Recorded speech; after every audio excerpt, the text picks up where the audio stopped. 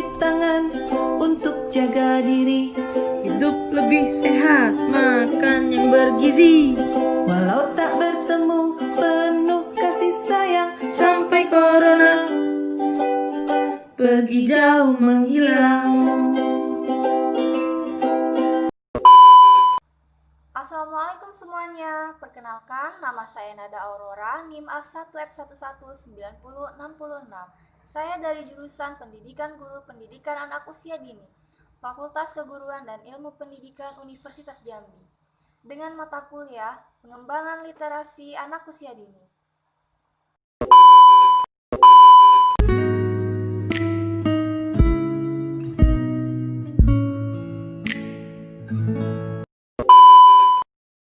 Di sebuah hutan yang sangat lebat, hiduplah seekor raja singa yang sangat perkasa, di mana semua makhluk lain sangat takut kepadanya. Raja hutan tersebut dikenal sangat mengerikan. Ia tidak mengenal rasa takut, dan dia merasa harus dihormati oleh semua makhluk yang ada di hutan. Dia menghabiskan sebagian waktunya dengan berburu dan sebagian lagi untuk tidur. Tidak ada makhluk hidup yang ada di hutan berani mendekati sarangnya, terutama saat sang raja hutan sedang tertidur.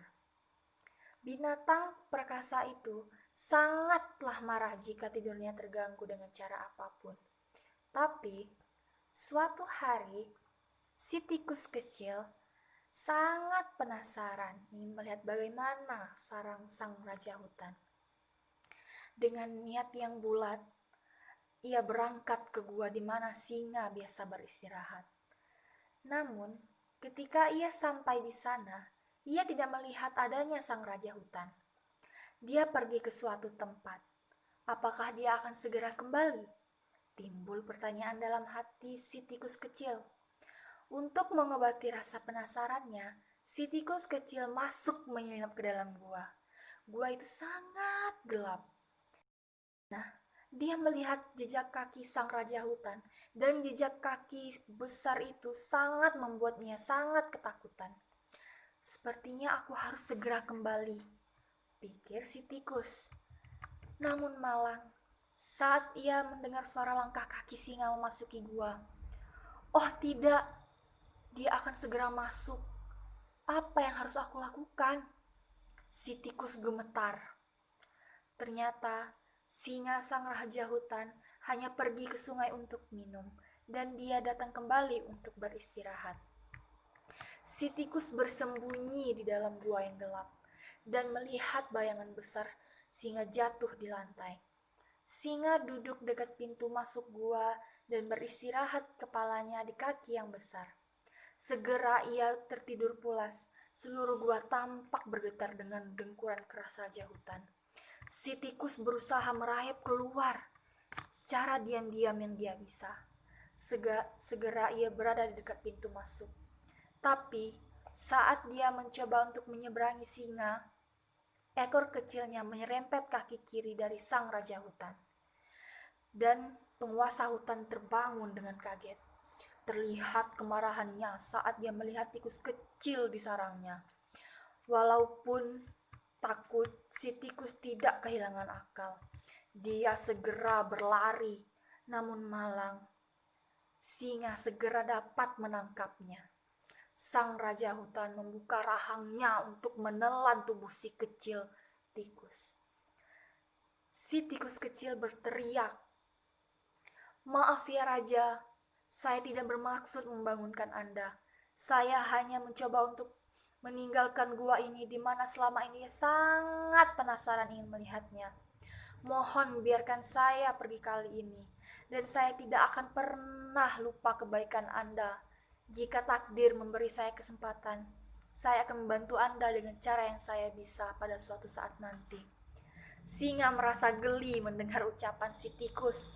Bagaimana tikus kecil bisa membantunya? Tapi dia membiarkan tikus kecil itu lari dan tertawa terbahak-bahak. Si tikus berlari untuk menyelamatkan hidupnya. Dia sangat berterima kasih kepada sang raja hutan yang tak jadi memakannya. Beberapa hari sejak kejadian itu, seperti biasa sang raja hutan pergi berkeliling. Pada suatu saat, tiba-tiba dia terjebak dalam jerat pemburu. Dia berjuang mati-matian untuk membebaskan diri. Namun semua usahanya tak membuahkan hasil. Dia hanya menemukan dirinya bahkan lebih terjerat kuat dalam jaring pemburu itu. Dia meraung dalam kemarahan dan ketidakberdayaan. Seluruh hutan mulai bergetar karena suara mengerikan. Dan setiap binatang lain mendengar teriakan sang raja hutan. Si tikus pun mendengarnya. Penguasa hutan dalam kesulitan. Pikir tikus, ini adalah kesempatan saya untuk bisa membantu dia sekarang.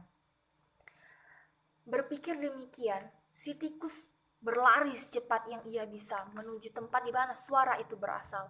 Segera ia menemukan singa terperangkap dalam jerat pemburu. Jangan bergerak yang mulia, saya akan memotong tali Anda dan Anda akan segera bebas. Cicit si tikus. Tanpa membuang waktu, dia mulai menggigit tali dan dengan gigi kecilnya yang tajam. Segera singa itu terbebas. Saya tidak menyangka bahwa Anda bisa membantu saya selama ini. Selama ini saya salah menilai Anda, kata singa rendah hati. Dan akhirnya dua makhluk itu menjadi sahabat baik mulai hari itu. Oh, indahnya persahabatan. Dari dongeng yang sudah saya ceritakan tadi mengandung pesan moral yang dapat kita peroleh, yaitu jangan pernah menyepelekan seseorang karena kita tidak tahu mereka memiliki kemampuan yang tidak kita miliki. Dan yang kedua, kebaikan akan selalu dibalas dengan kebaikan. Sekian dari saya, lebih dan kurang saya mohon maaf. Wabillahi taufiq wal hidayah.